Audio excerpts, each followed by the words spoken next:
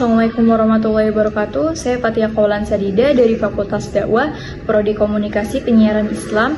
Dalam tugas UAS Sivik akan membahas tentang kasus judi online. Dari media Kompas, ternyata kasus judi online di Indonesia saat ini telah mencapai 8,8 juta orang.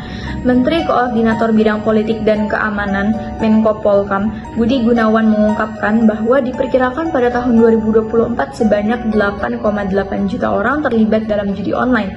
Loh, kok bisa banyak banget, Kak? Nah, ternyata sebagian besar dari pemain judi online ini adalah masyarakat kelas bawah, yang dimana 80% dari 8,8 juta orangnya itu adalah masyarakat kelas bawah dan malah menyasar ke anak-anak muda, ungkap mantan Kepala Badan Intelijen Indonesia saat ini.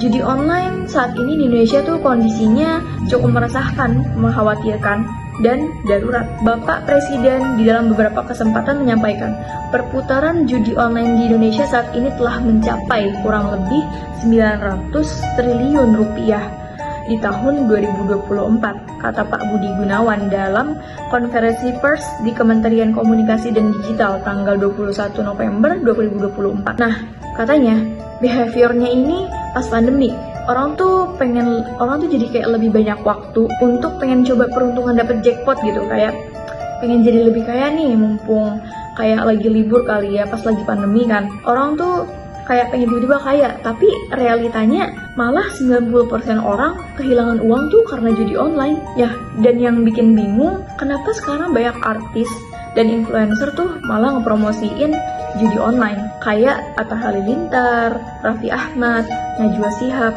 malah jualan-jualannya slot gitu. Nah, jadi simak video setelah ini ya. Yaitu Wing Bola. Apakah benar seperti itu? Ya betul, saya mendirikan situs Wing Bola ini dengan tujuan berbagi-bagi. Video yang barusan ini adalah hoax, dan ini concerning banget karena ini AI dengan meniru suara orang. Nah, kalau di US ini adalah penipuan terpopuler, lebih dari 360.000 kasus dan kerugiannya itu mencapai ratusan miliaran. Dan sekarang di Indonesia, Kota Administrasi Jakarta Barat menjadi kota atau kabupaten dengan jumlah transaksi judi online terbanyak di Indonesia. Kak, kenapa sih judi itu nggak boleh? Ya jelas nggak boleh, karena jika melibatkan agama, judi itu termasuk sesuatu yang haram, yang dijelaskan dalam surat Al-Maidah ayat 90 dan 91 dan surat Al-Baqarah ayat 216. Jika terlepas dari agama pun, judi online lebih banyak membawa dampak negatif jika gagal, seperti depresi, kerugian yang besar, terjerat hutang, dan sederet dampak negatif lainnya.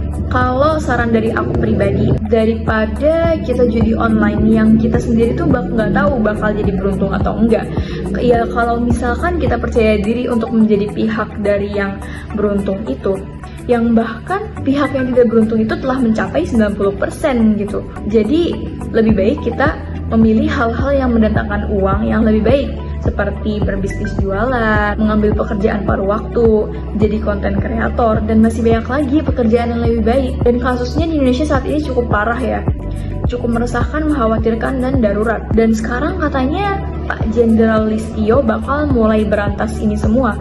Kominfo juga lagi aktif. Nah, mungkin ini solusinya lebih di pemerintahan ini ya. Jadi kayak diberantas lagi orang-orang yang menjadi pemain dari judi online itu, yang bahkan dampak negatifnya tuh lebih besar daripada dampak positifnya kan, seperti menjadi depresi, stres, kerugian besar, terjerat hutang, dan dampak negatif lainnya. Jadi kalau menurut aku lebih baik memilih hal-hal yang mendatangkan uang tapi dengan cara yang baik, seperti berbisnis jualan, mendapat pekerjaan paruh waktu, jadi konten kreator, dan masih banyak lagi. Mungkin ini sekian dari saya. Wassalamualaikum warahmatullahi wabarakatuh.